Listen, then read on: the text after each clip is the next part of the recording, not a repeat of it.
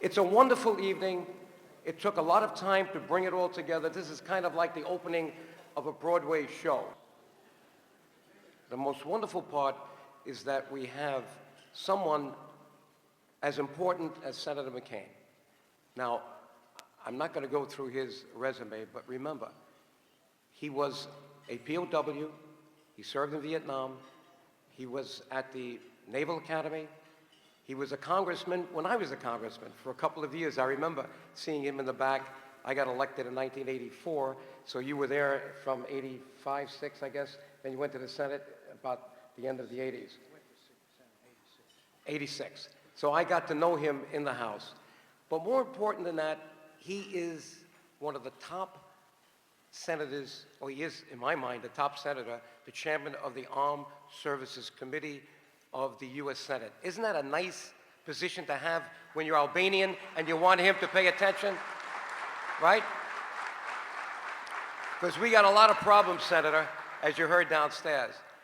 Well, it's wonderful that he's here, but let me tell you, he's not finished. He wants to run for another term for 6 more years.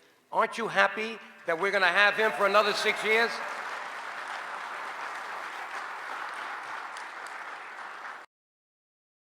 Ron has not abandoned us in all these years, and when he found out the story of the rescue of Jews in Albania, he became so committed to what we're doing.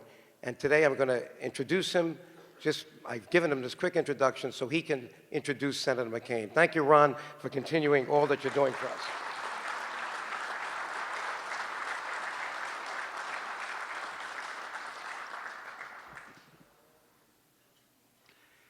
It is my great honor to introduce a true American hero, part of an unparalleled family legacy committed to the service of our nation.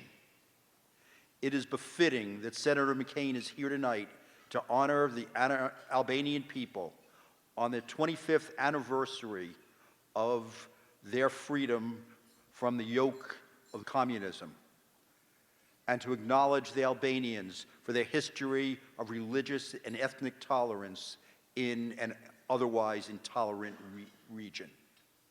The Albanians have been the shining light of the Balkans. By definition, to balkanize means to divide into small, hostile, inefficient, fragmented states. Since Tito, the Balkans have fragmented into hostile states, accentuating their religious, ethnic, and historical prejudices and hatreds. Muslims, Catholics, Orthodox, and Jews have coexisted and thrived for hundreds of years in Albania as one people and one nation. In many ways, they emulate the American example, or we emulate theirs. The Albanians have practiced tolerance in a region long marred as a powder keg for wanton brutality and bloodshed derived from religious, ethnic, and xenophobic hatreds. I will always be indebted to the Albanians for standing up to and defying Nazi genocide and saving thousands of Jews throughout the Balkans. I find nothing more despicable than the indiscriminate slaughter of innocent men, women, and children for no reason other than their race, religion, ethnicity, or tribal or national origin.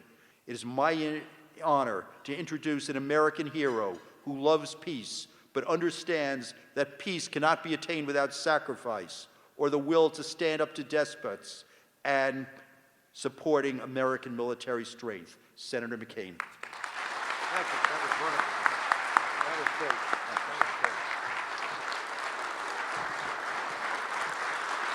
Thank you. Thank you for all your support. Everybody in this room had something else to do this evening than to celebrate the 21st anniversary of the Albanian American Civic League. You're here because you love Albania and you love America, and I'm grateful to have the opportunity to be with you. No other organization has done more to advance the rights of Albanians across the world, and I am honored to have personally known and worked with Joe and Shirley as they have fought to bring lasting peace and stability to the Balkans And I will never forget what Joe and the Albanian American Civic League did to bring attention to the plight of Albanians in Kosovo living under the brutal occupation of Serbian dictator Slobodan Milosevic.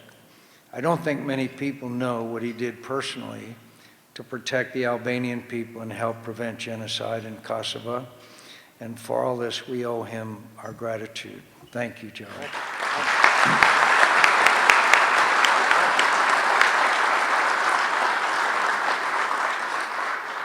My friends, this is an especially important time to be speaking on the topic of religious tolerance. From the ruins of Syria to the streets of Paris, we have seen unspeakable acts of barbarism and terror committed in the name of religion. Sectarian conflict has engulfed the entire Middle East. Religious wars are breaking out in parts of Central Africa. And as Monsignor pointed out, an insidious anti-Semitism is creeping back into mainstream thinking in Europe. And all across the world, we see rising hate crimes so often perpetrated in the name of religion. Yet against this backdrop, there is Albania, remarkable Albania, a country where respect and mutual trust between followers of all religions has engendered peaceful coexistence among all its people. Around the world, Albania is recognized for its religious tolerance as both a unique phenomenon of the Albanian people and a beacon of hope for the entire region to follow. The spirit of tolerance passed down through generations is rooted in a historic creed called Besa that obligates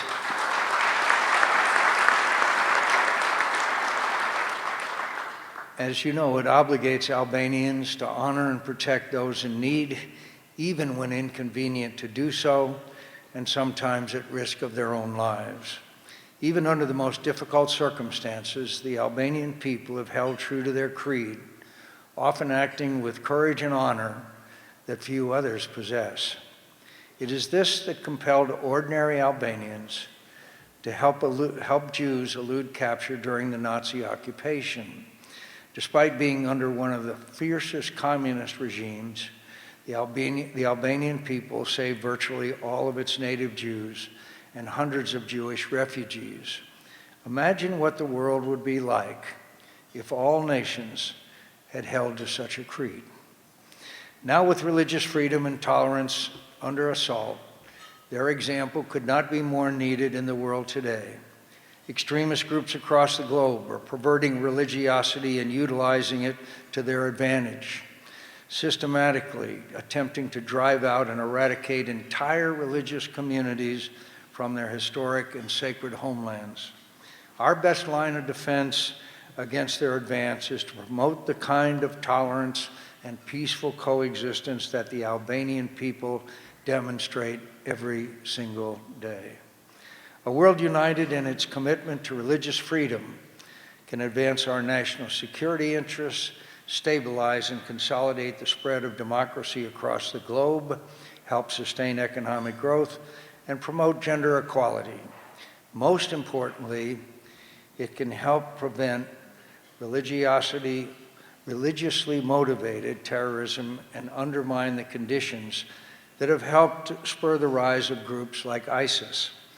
Only by reaffirming the importance of religious tolerance, as the Albanians have done throughout their history, we will be able to strip away sympathy and support for ISIS and other extremist groups that is bred from a perversion of what it means to believe in God and to follow his laws.